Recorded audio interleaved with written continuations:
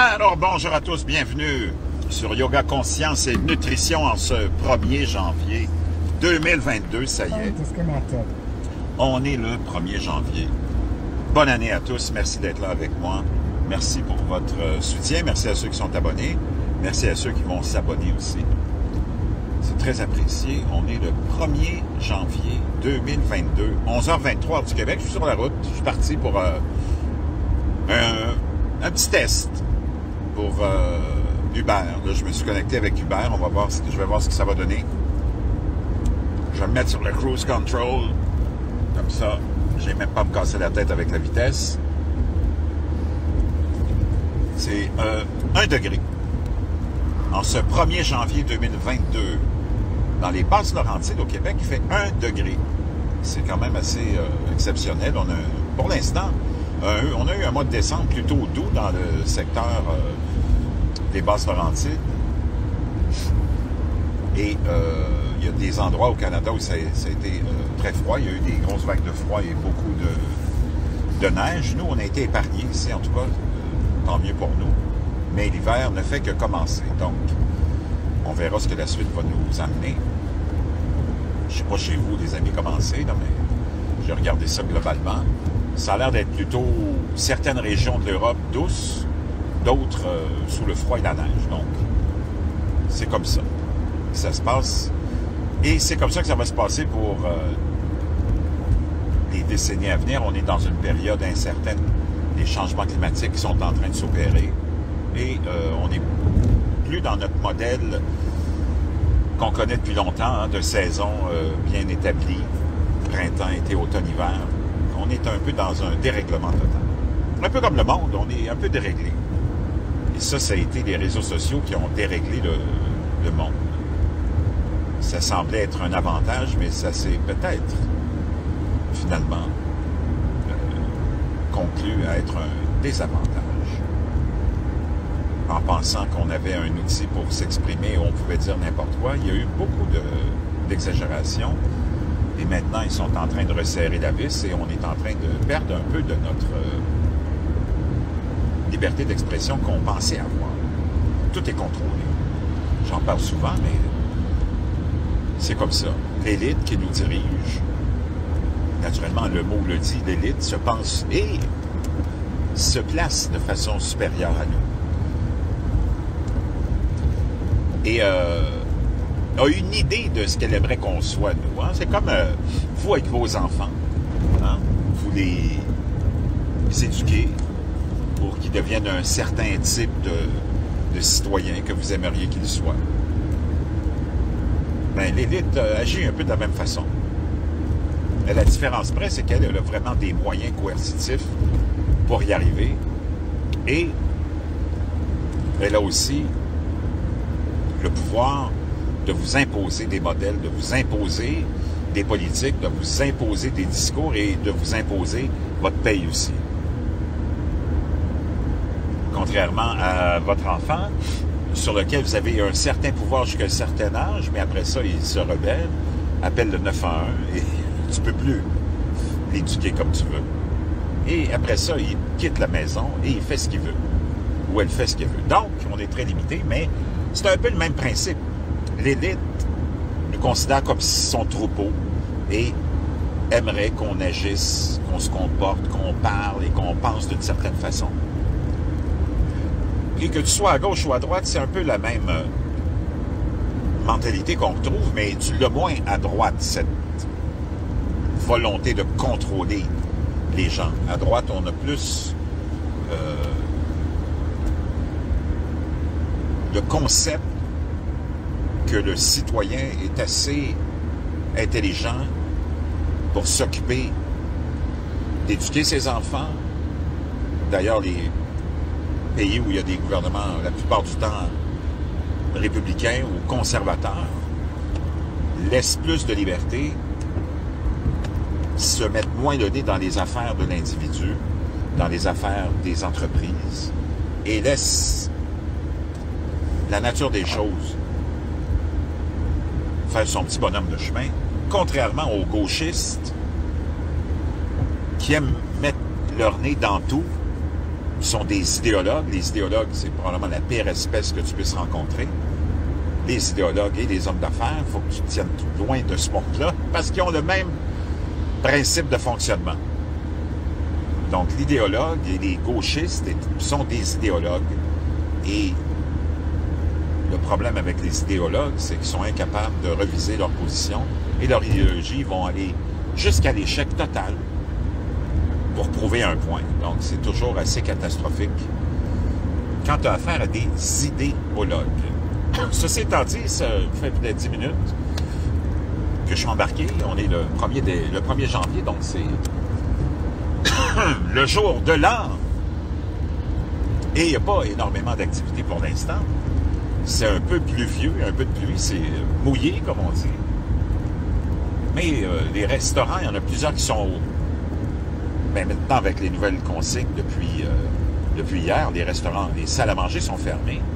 Par contre, on peut toujours commander en ligne et commander aussi au resto et aller le chercher directement.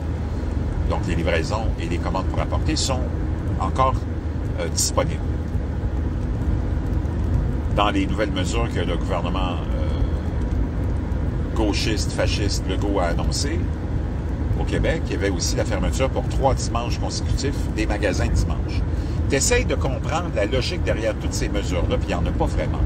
Ça va changer quoi de fermer le dimanche, les centres d'achat, les centres commerciaux, et pas les fermer le lundi, par exemple, ou pas les fermer du tout. Il n'y a pas vraiment de rationalité là-dedans. Comme le couvre-feu, qui a été remis en vigueur aussi, de 10h le soir, 22h à 5h. Beaucoup d'experts que j'ai écoutés sur les réseaux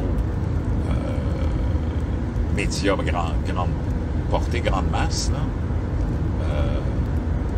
se demandent ce que ça donne des mesures comme celle-là. Donc, on est rendu à un point, une espèce de cul-de-sac dans cette pandémie-là. Le variant Omicron qui a été découvert pour la première fois en Afrique du Sud. Je disais ce matin un article qui a été publié hier, si je me rappelle bien, c'est sur ABC ou NBC. Là-bas, on est déjà rendu au pic, on est dans la phase descendante maintenant. Il n'y a pas eu vraiment d'hospitalisation. Puis le variant n'a pas causé vraiment de mortalité non plus, donc c'est des bonnes nouvelles. Beaucoup des experts aussi s'entendent pour dire que un virus virulent comme celui de la COVID-19 en 2019 s'en va de mutation en mutation et devient toujours de plus en plus faible, mais souvent de plus en plus contagieux, mais faible. Donc ça, c'est la bonne nouvelle. Selon The Economist, le magazine que tout le monde connaît, si vous ne connaissez pas le magazine The Economist, c'est un magazine qui est rempli de grosses têtes, d'affiches, des gens qui sont branchés avec toutes les élites mondiales, le gouvernement mondial, et on peut dire ses entrées dans les informations privilégiées. Et selon The Economist, 2022 devrait marquer la fin de cette pandémie, heureusement, et finalement, avec des variants qui ne sont pas finis, il y en aura d'autres, mais ils sont toujours de moins en moins virulents, de moins en moins mortels, mais peut-être des fois de plus en plus contagieux. Donc, il faudra faire comme à toutes les saisons de grippe, probablement se prémunir d'une dose, comme ils les appellent, de booster, pour ceux qui en ont besoin, ceux qui sentent qu'ils en ont besoin, les plus faibles, les gens très malades. Pour les autres, vous attrapez la maladie, puis c'est comme un rhume, tu passes à travers. Ça se peut que tu ne l'attrapes pas non plus. Moi, savez-vous que les consignes, comme le port du masque, la désinfectation des mains, je vais garder ça parce que c'est efficace pour toutes sortes de raisons, puis toutes sortes de maladies qui courent. Donc, c'est peut-être des nouvelles habitudes, comme on les a vues en Asie. Hein. Il y en a de ces habitudes-là qui sont établies depuis longtemps dans les pays asiatiques. Moi, je vais les garder aussi.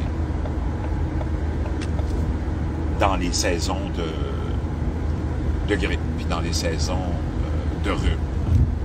Surtout que je travaille dans le public.